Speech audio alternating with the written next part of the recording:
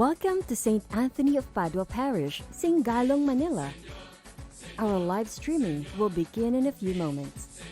Please stand by. Like and follow our Facebook page to receive notifications. Like and subscribe to our other social media and messaging accounts.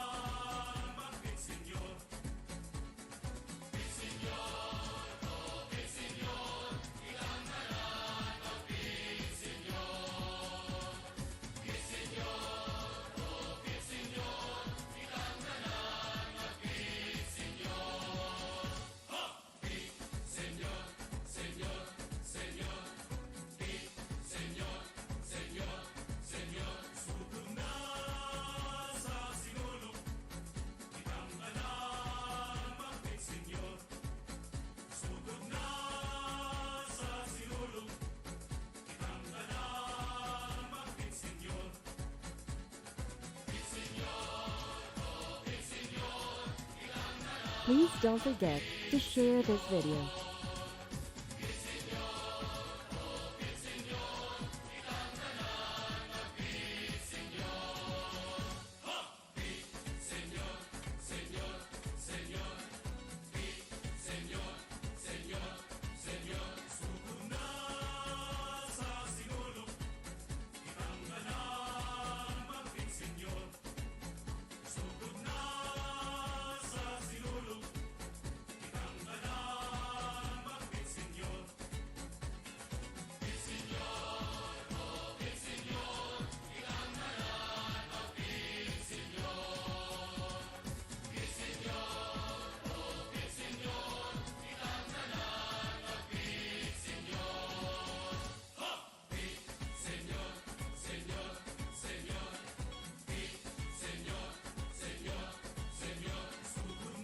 Welcome to St. Anthony of Padua Parish, Singalong, Manila.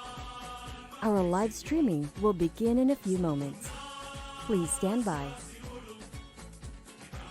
Like and follow our Facebook page to receive notifications.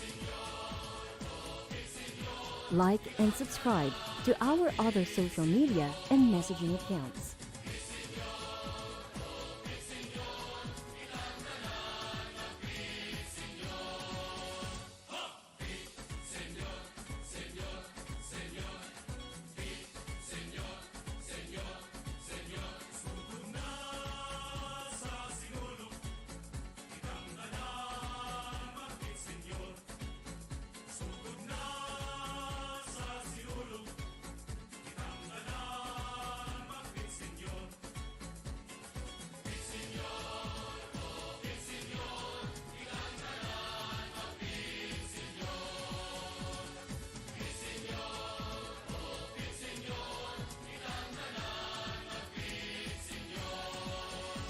Please don't forget to share this video.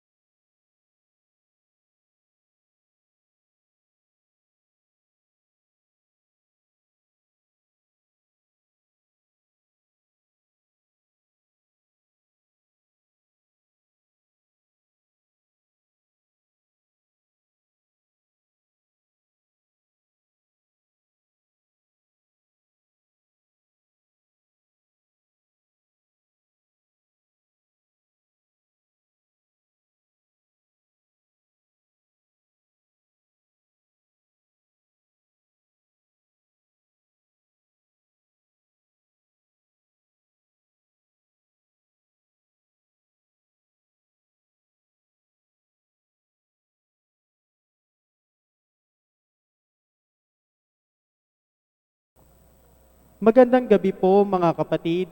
Ngayon po'y pinagdiriwang natin ang kapistahan ng Santo Niño. Ang mamumuno po sa pagdiriwang natin ngayon ay si Reverend Father Benny Tuason. Batang sa ating sumilang ay anak na ibinigay upang magharing lubusan, taglay ang dakilang ngalang, tagapayo ng may kapal.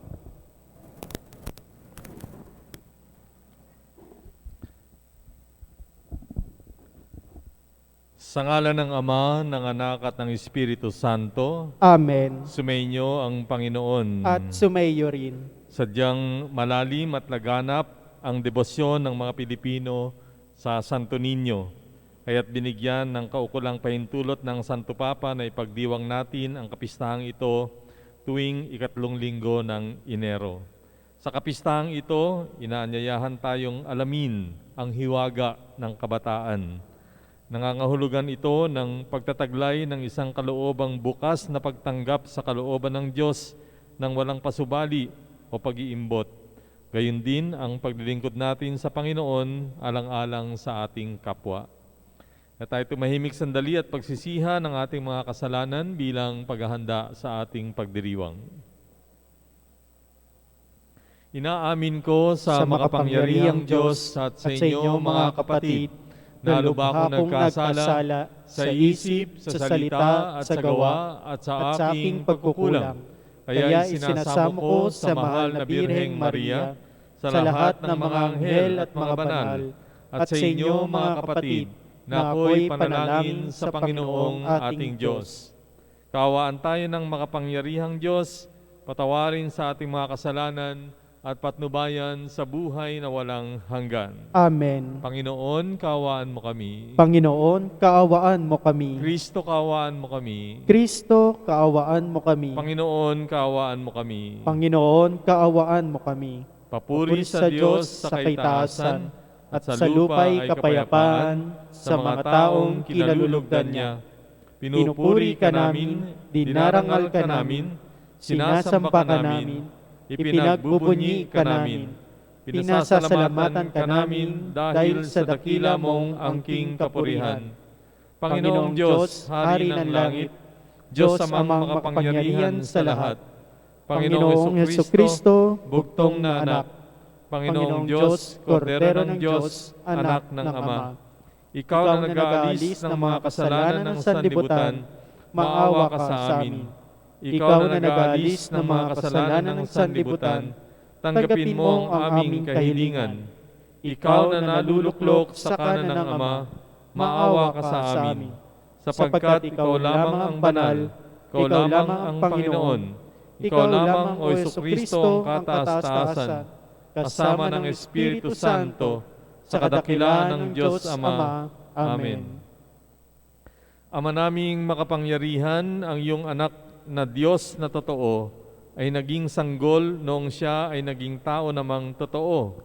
Maging amin nawang panata ang pagsunod sa kanyang kapakumbabaan sa pagdiriwang namin sa kanyang pakikisa sa mga nasa abang katayuan, upang kami ay mapabilang sa pinaghaharian sa pamamagitan niya kasama ng Espiritu Santo magpasawalang hanggan. Amen.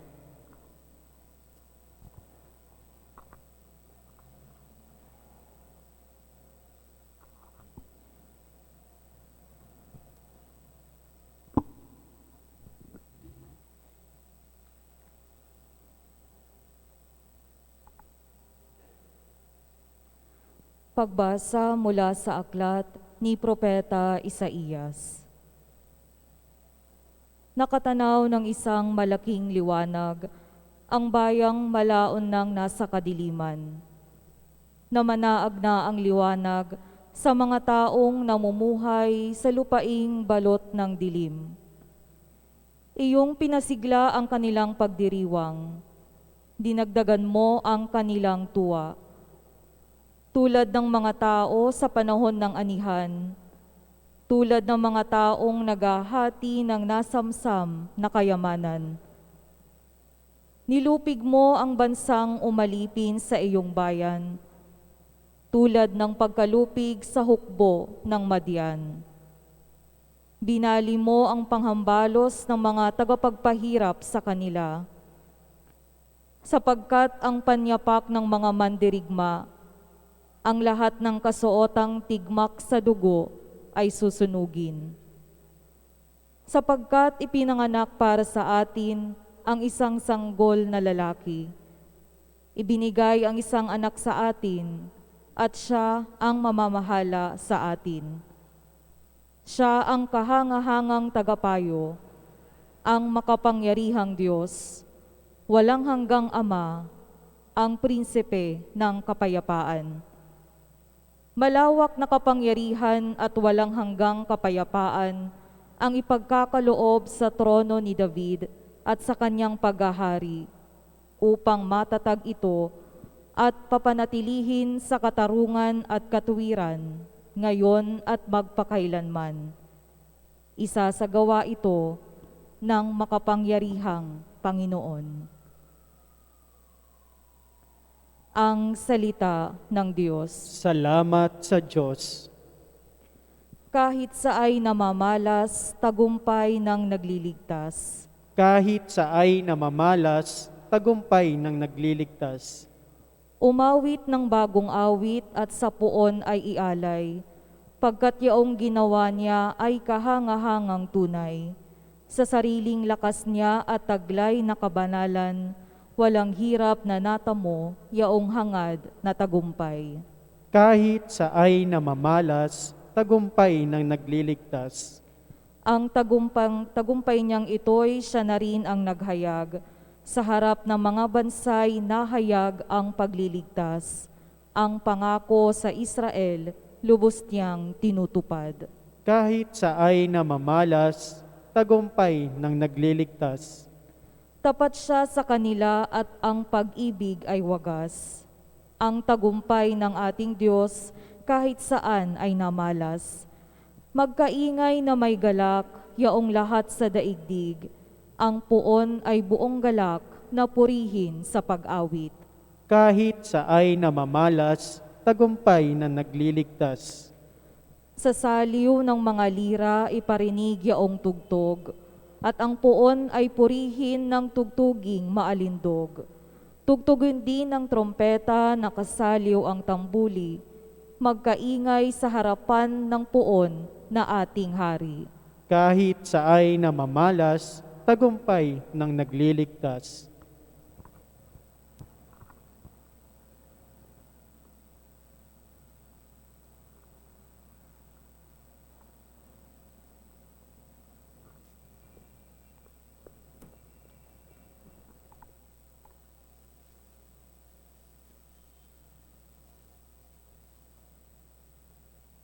Pagbasa mula sa sulat ni Apostol San Pablo sa mga taga-Efeso.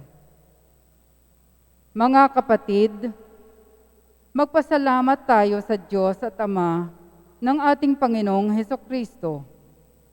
Pinagkalooban niya tayo ng lahat ng pagpapalang espiritual dahil sa ating pakikipag-isa kay Kristo. At sa ating ngang pakikipag-isang ito, hinirang na niya tayo bago pa nilikha ang sanlibutan upang maging banal at walang kapintasan sa harapan niya. Dahil sa pag-ibig ng Diyos, tayo'y kanyang itinalaga upang maging mga anak niya sa pamamagitan ni Hesukristo. Iyan ang kanyang layunin at kalooban. Purihin natin siya dahil sa kanyang kahanga-hangang pagkalinga sa atin sa pamamagitan ng kanyang minamahal na anak. Kaya nga, mula nang mabalitaan ko ang tungkol sa inyong pananalig sa Panginoong Hesus at ang inyong pag-ibig sa lahat ng hinirang, walang humpay ang pasasalamat ko sa Diyos para sa inyo. Inaalaala ko kayo sa aking pananalangin at hinihiling sa Diyos ng ating Panginoong Hesukristo, ang dakilang Ama, na pagkalooban niya kayo ng Espiritu, ng karunungan at ng tunay na pagkakakilala sa Kanya. Naway liwanagan ng Diyos ang inyong mga isip upang malaman ninyo ang ating inaasahan sa Kanyang pagkatawag sa atin. Ito'y ang kaluwalhatiang inilaan niya sa Kanyang mga hinirang. Ang salita ng Diyos. Salamat sa Diyos. Aleluya, aleluya, naging tao ang salita upang tanang maniwala, Kanyang gawing dakila. Aleluya, aleluya. Sumainyo ang Panginoon. At sumayo rin. Ang mabuting balita ayon kay San Marcos. Papuri sa iyo, Panginoon. Noong panahong yon, may nagdala ng mga bata kay Jesus upang hilinging ipatong niya sa mga ito ang kanyang kamay. Ngunit pinagwikaan sila ng mga alagad. Nagalit si Jesus nang makita ito at sinabi sa kanila, "Pabayaan ninyong lumapit sa akin ang mga bata. Huwag ninyo silang sawayin, sapagkat sa mga katulad nila naghahari ang Diyos tulad ng isang maliit na bata ay hindi mapapabilang sa mga pinaghaharian niya." At kinalong ni Jesus ang mga bata, ipinatong ang kanyang mga kamay sa kanila at pinagpala sila. Mga kapatid, ang mabuting balita ng Panginoon. Pinupuri ka namin, Panginoong Hesukristo. Pinagdiriwang natin ngayon ang pista ng Santo Niño at gaya ng sabi sa pauna, it's a special privilege, no? Binigay sa atin ito ng Santo Papa bilang isang pista sa Pilipinas. Kaya dito lang ito halos ipinagdiriwang. Dahil nga ito'y may kasaysayan, natagpuan ang imahen ng Santo Niño sa Cebu na pinaniniwala ang alay ni Magellan, no? Nung siya ay dumating dito sa Pilipinas. At mula noon, ang imahen na yon na napatatagpuan sa Basilica ng Cebu ay naging daan para sa pananampalataya ng marami, pamimintuho o pagdidebosyon at maraming biyaya ang nakamit doon. Ang pistang ito ay nagpapaalala sa atin ng ating pananagutan din sa Panginoon. At yan ay narinig natin sa pagbasa ngayon, no? Na kailangan nating maging tulad ng isang bata, no? Of course, hindi naman sa tayo ay hindi na dapat lumaki, Hindi yun ang kanyang tinutukoy, kundi may mga katangian ang mga bata na makakatulong sa atin para tayo makapasok sa kaharian. Maraming mga bagay ito pero magbabahagi ako ng 3 na sa palagay ko ay magiging mahalaga, no? Dahil ito mismo ay isinabuhay ng ating Panginoon na nakita sa mga bata at dapat ay atin ding dinadala hanggang sa ating paglaki. Ang una ay yung dependence, no, on God, no. Isa yung katangian ng mga bata, no, na naniniwala sila na hindi sila mabubuhay nang wala ang kanilang mga magulang. Dahil umaasa sila sa kanilang mga magulang sa pagkain, sa inumin, sa pananamit, tahanan, seguridad at lahat. Dahil ang bata ay maraming kahinaan, no? Ang bata ay vulnerable sa maraming mga tangka. At kung siya ay nasa pamilya, lalong-lalo na nasa piling ng kanyang mga magulang, siya ay secured, no? At yung kanyang paglaki ay maitataguyod. So yun ang unang katangian ng bata na ang sabi ng Panginoon ay dapat din nating ginagawa sa Diyos, no? In the same way that children are like that or dependent to their parents, we must also be dependent on God. No? Ang pag sinasabing dependent on God ay alam natin na wala tayo pag wala ang Diyos. Kahit gaano ka tayo katalino, kahit gaano tayo kayaman, kahit gano't tayo makapangyarihan. Hindi darating ang panahon na hindi natin kakailanganin ang Diyos. At yung ganyang attitude, no, is what we should always bring. No? We learned that when we were children, and hopefully we extend it to God. So that's the first, dependence on God. Pangalawa, may kaugnayan din to sa dependence, no? Yung humility. Children are basically humble. Anong ibig sabihin nun? Alam nila yung kanilang kalagayan kaugnay ng kanilang mga magulang. Na yung mga magulang ang magulang at sila ay mga anak. At sila ay umaasa ng gabay sa mga magulang. At ang mga kaalaman sa buhay ay mas alam ng mga magulang. And that's why parents should not abandon that responsibility. Na kahit na gaano katigas ang ulo ng mga bata, kahit hindi nakikinig minsan, kailangan pa rin silang turuan.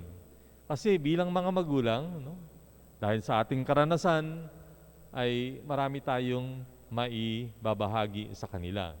Bagamat nagiging pinaglalaroan minsan yung kasabihan, pero totoo, yung kasabihan natin, di ba, na papunta ka pa lang, pabalik na ako. Meaning, itong mga magulang, mga elders, had been through life. Kaya nga ang pangalan, tawag ay magulang. No? Punong-puno ng gulang, hindi yung panlalamang, ha? Punong-puno ng karanasan. Punong-puno ng mga nakikita, naririnig, no? Mga bagay-bagay na maaaring ibahagi sa mga anak upang ang mga anak ay hindi magkamali o kaya hindi nila muling magawa yung mga pagkukulang o pagkakamali ng mga magulang. And humility also involves knowing your place. Saan ka ba lulugar? Ang mga anak dapat lumugar bilang anak at ang mga magulang dapat lumugar bilang magulang. Magkakaloko-loko ang pamilya kapag ito'y nagmix, no, o nagpalit. Kaya nga minsan, lagi ko sinasabi dito, kapag minsan may mga anak na sobrang talino, sobrang galing, marunong pa sa magulang, anong sinasabi ng mga magulang? Gusto mo, ikaw na ang maging magulang, ako na ang maging anak. Ikaw rin lang ang nasusunod, di ako na lang ang masusunod. Of course, it's a joke. But it brings home a very important point. Ano yun? Na ang magulang ay mas marami pa ring alam kaysa mga anak. Limited ang kaalaman ng mga anak at ang mga bata. And that's how we should be before the Lord. More importantly, before the Lord. Di ba? Dahil, sabi ko nga kanina, kahit anong estadong napala natin, walang-wala pa rin tayo sa katalinuhan ng Diyos. Walang-wala pa rin tayo sa kakayahan ng Diyos. Lalahanin natin na ang Diyos ang may akda ng buhay o sa Kanya nang galing ang buhay.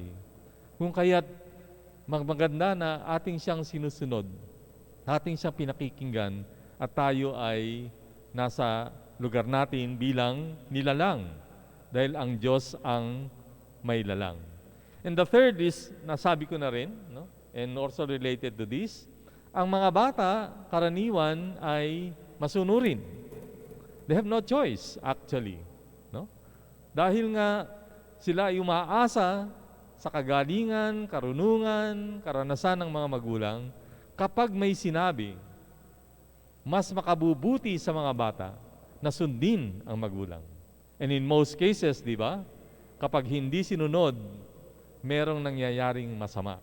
And so many times, it had been proven. And so, this attitude we must also bring to the Lord. At yan naman ang basic relationship natin sa Diyos. Di ba? Mula kila Eva at Adan, hanggang sa ating Panginoong Kristo, hanggang sa mga unang apostoles, hanggang sa atin. Ano yun? Ang Diyos ang mag-uutos, tayo ay susunod lamang. At maganda na tayo sumunod lagi sa Kanya. Ang Panginoong Kristo ang nagpakita niyan sa Kanyang buhay. Di ba? Lagi siyang sumasangguni sa Kanyang Ama. Ginagawa niya yun sa Kanyang pagdarasal. Hanggang kamatayan, sinunod niya ang Kanyang Ama. At mula sa lumang tipan, it has always been the story of our relationship with God, di ba? Pagsunod at pagsuway. Palagi ang Diyos nagpapatawad. Suway ng suway ng suway ng suway ng suway ang tao. Pero ang Diyos nagpapatawad at nagbibigay pa rin ng pagkakataon. Sana dumating yung panahon, di ba? Na finally, we will always be obedient to God. Just like children are to their parents. So tatlo yun. Tatlong mahalaga, magkakaugnay na mga bagay na sana dinadala natin sa Diyos mula sa ating kabataan. Yung dependence on God, humility before God, and obedient to God. Ang ating Panginoon Kristo, sabi ni San Lucas, grew in wisdom and strength. No? He also grew knowing all of these qualities to His parents, which He learned from them and therefore was able to transmit or relate, express to His Father. He was always dependent on His Father, humble before His Father, and obedient to His Father. So tayo tumayo at ipahayag ang ating pananampalataya. Sumasampalataya ako sa Diyos Amang makapangyarihan sa lahat, may gawa ng langit at lupa. Sumasampalataya ako kay Kristo, isang anak ng Diyos, Panginoon nating lahat.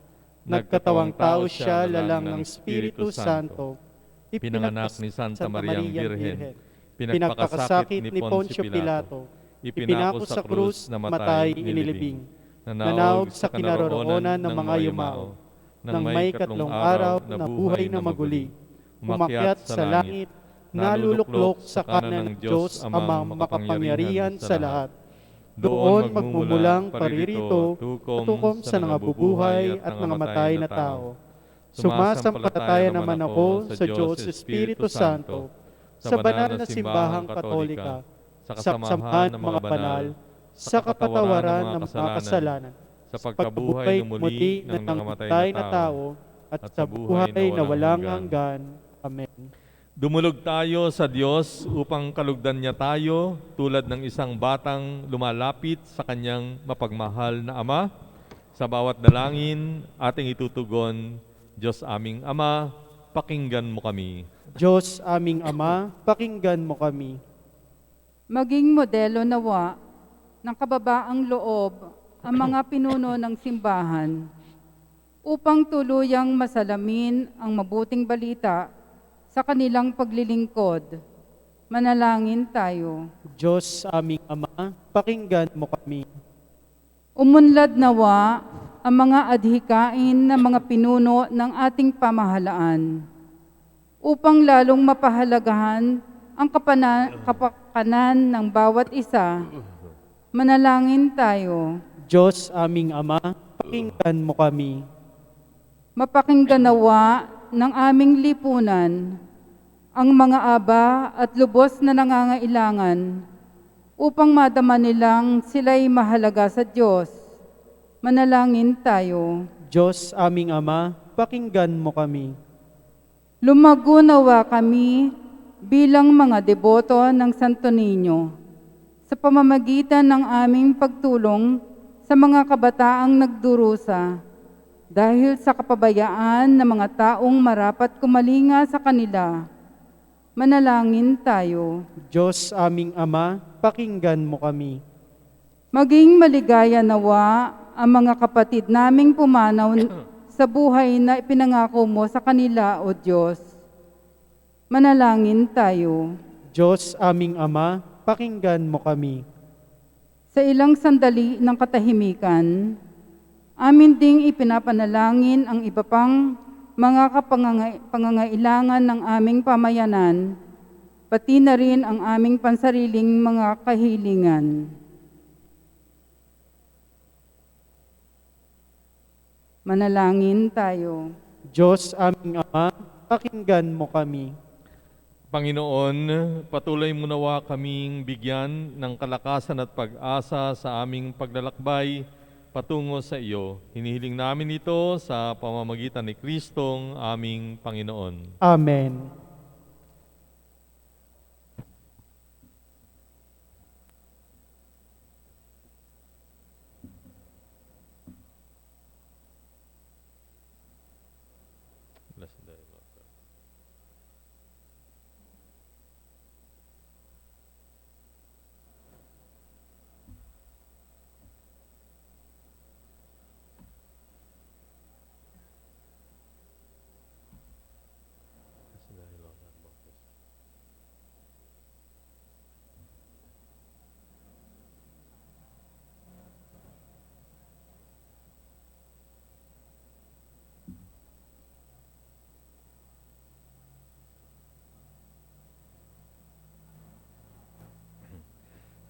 Manalangin kayo mga kapatid upang itong ating paghahain ay kalugdan ng Diyos samang makapangyarihan. Tanggapin nawa ng Panginoon itong paghahain sa iyong mga kamay, sa kapurihan niya at karangalan, sa ating kapakinabangan at sa buong sambayanan niyang banal.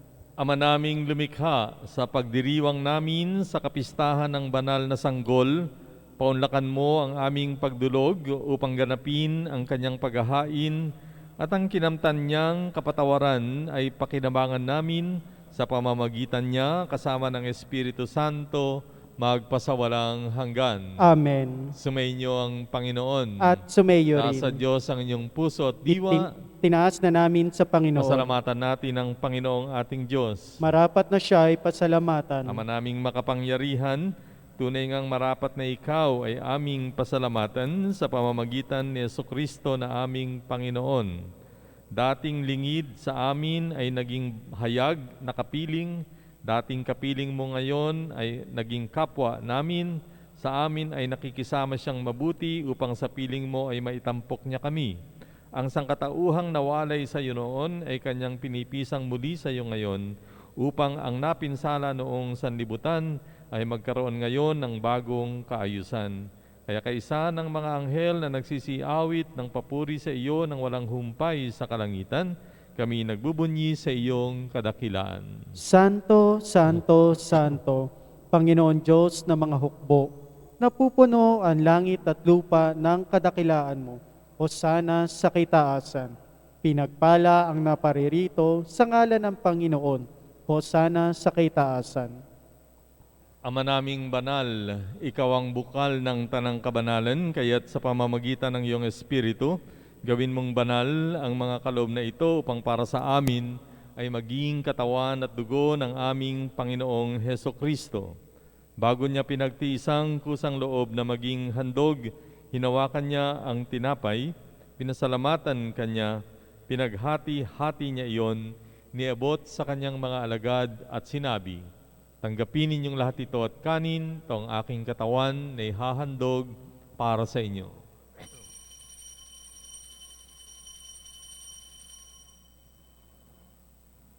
Gayun din naman, nung matapos ang hapunan, hinawakan niya ang kalis, muli kanyang pinasalamatan, iniabot ang kalis sa kanyang mga alagad at sinabi, "Tanggapin ninyong lahat ito at inumin, ito ang kalis ng aking dugo, ng bago at walang hanggang tipan.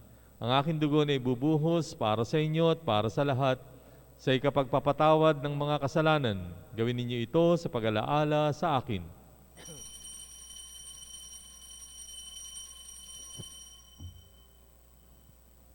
Pagbunyi natin ang misteryo ng pananampalataya. Aming ipinahayag na namatay ang iyong anak, na buhay bilang Mesiyas at magbabalik sa wakas para mahayag sa lahat.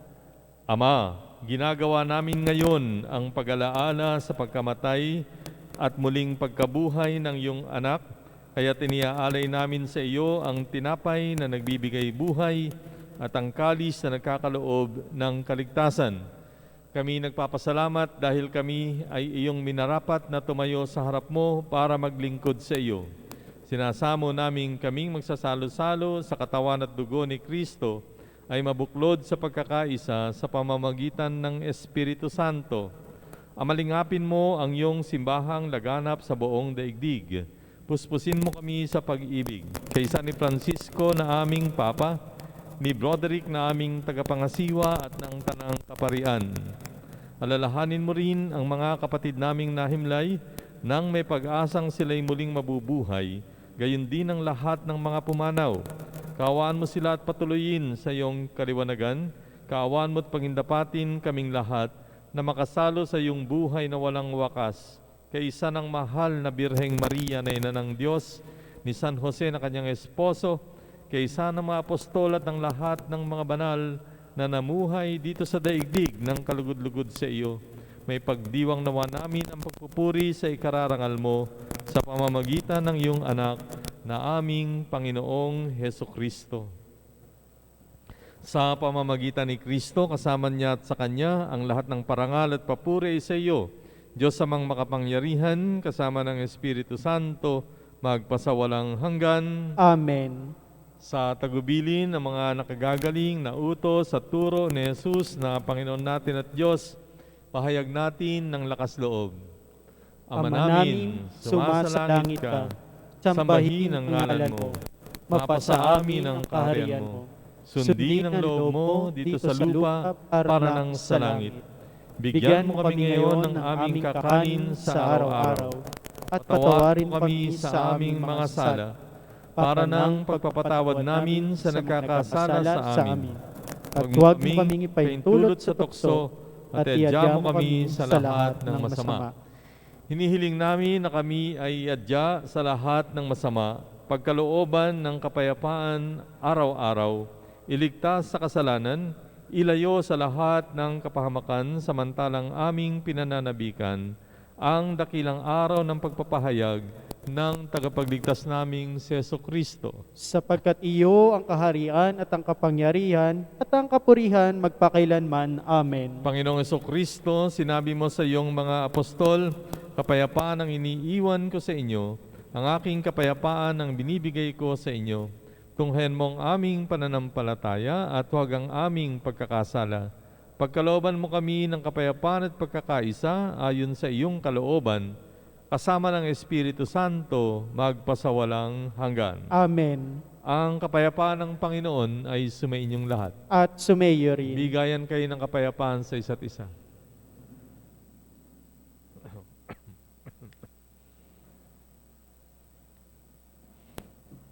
Kordero ng Diyos na nag-aalis ng mga kasalanan ng sanlibutan, maawa ka sa amin. Kordero ng Diyos na nag-aalis ng mga kasalanan ng sanlibutan, maawa ka sa amin. Kordero ng Diyos na nag-aalis ng mga kasalanan ng sanlibutan, ipagkaloob mo sa amin ang kapayapaan. Mga kapatid, narito ang ating Panginoong Jesucristo, ang kordero ng Diyos na nag-aalis ng mga kasalanan ng sanlibutan. Mapapalad ang mga inanyayahan sa kanyang piging. Panginoon, hindi ako karapat-dapat na magpatuloy sa iyo, ngunit sa isang salita mo lamang ay gagaling na ako.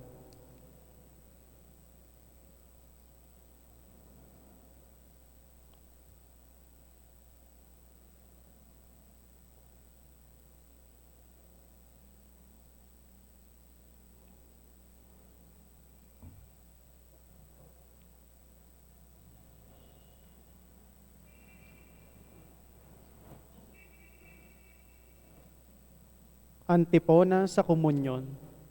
Sa pag-uwi sa Nazaret, si Jesus ay masigasig sa pagsunod at pag-ibig sa magulang niyang matuwid, sina Maria at Jose.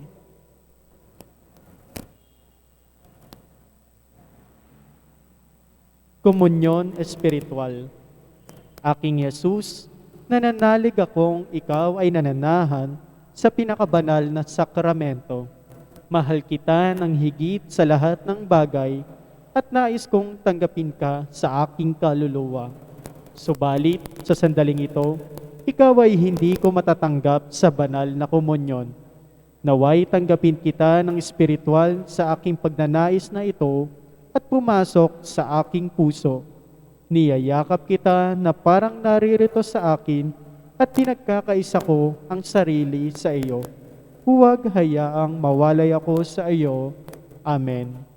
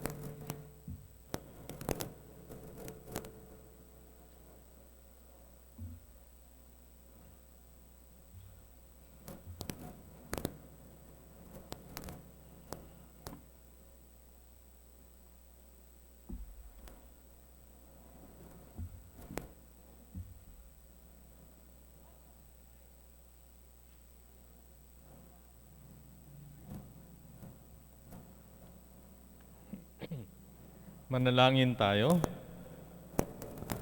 Ama naming mapagmahal, kaming pinapakinabang mo sa iyong piging na banal, sa kapistahan ng iyong anak na isinilang ng mahal na birhen, ay makapamuhay nawa bilang iyong kasambahay na umuunlad sa karunungan at sa pagiging kalugod-lugod sa iyo at sa kapwa-tao sa pamamagitan ni Jesucristo kasama ng Espiritu Santo, magpasawalang hanggan. Amen.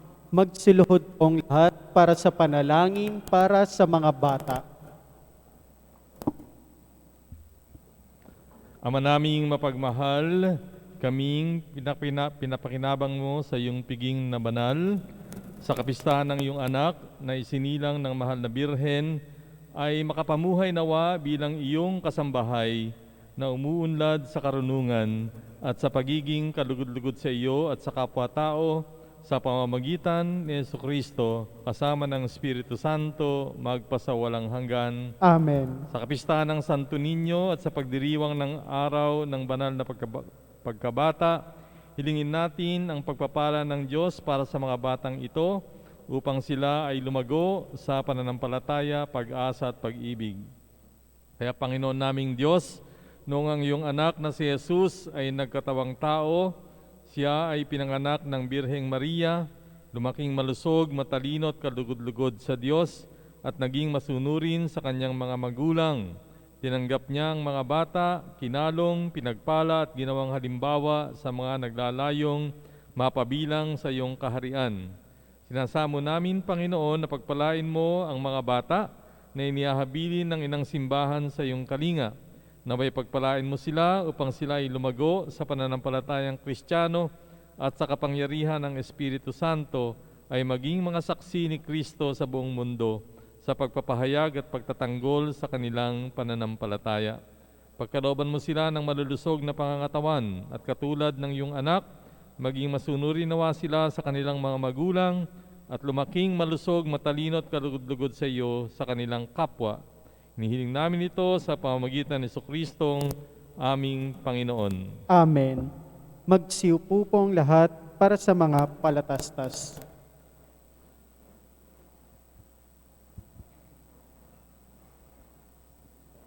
Pinapakiusapan po ang lahat, magsuot po tayo ng disenteng pananamit kung tayo po ay dadalo sa misa. Ang Panginoon po ang ating katagpo sa loob ng simbahan, kung kaya't nararapat lamang nakagalang-galang ang ating pananamit. Tumatanggap po ng mga bagong miyembro ang Greeters and Collectors Ministry, Social Communications Ministry, Lectors and Commentators Ministry, at Extraordinary Ministers of Holy Communion. Sa mga interesado, lumapit lamang po sa registration table para sa iba pang mga detalye ng pag-a-apply o makipag-ugnayan sa opisina ng parokya sa mga araw ng Martes, Huwebes o Linggo. Patuloy pa rin ang pagtanggap ng mga pledges para sa ating 2M 4M project. Ito ay isang magandang pagkakataon upang makapagpasalamat sa Diyos at upang maging bahagi ng gawaing pagliligtas ng simbahan. Lumapit lamang po sa friendship table sa labas ng simbahan para sa iba pang mga detalye. #tuloy ang misyon ng simbahan. Narito po ang updated report ng ating 2M 4M project. Total pledgers as of January 3, 2020, 502. Additional pledgers on January 10, 2021, 10. Total pledgers as of January 10, 2021, 512. Total pledges as of January 3, 2020, 2021, 1,434,160 pesos. Additional pledges on January 10, 2021, 18,100 pesos. Total pledges as of January 10, 2021, 1,452,260 pesos. Total amount received as of January 3, 2021, 1,145,750 pesos. Additional amount received on January 10, 2021, 64,540 pesos. Total amount received as of January 10, 2021, 1,210,290 pesos. Pakiusap po sa lahat, pakitaas ang mga luhuran bago lumabas ng simbahan. Maraming salamat po, magsitayo na po ang lahat. Sumainyong Panginoon, Mayor. pagpalain kayo ng makapangyarihang Diyos Ama, Anak at Espiritu Santo. Amen. Tapos ang ating pagdiriwang, humayo kayo sa kapayapaan ni Kristo. Salamat sa Diyos.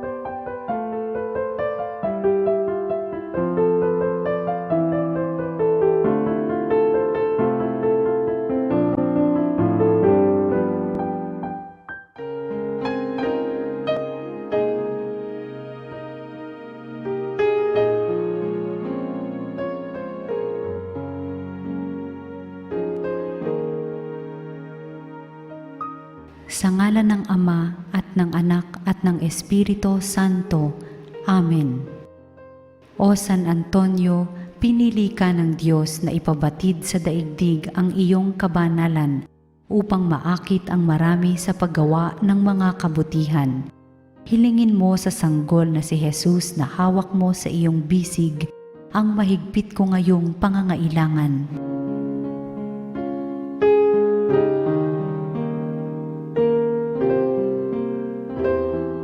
Samahan mo ako sa aking panalangin sapagkat ang dasal ng isang banal na kagaya mo ay dinirinig ng Diyos.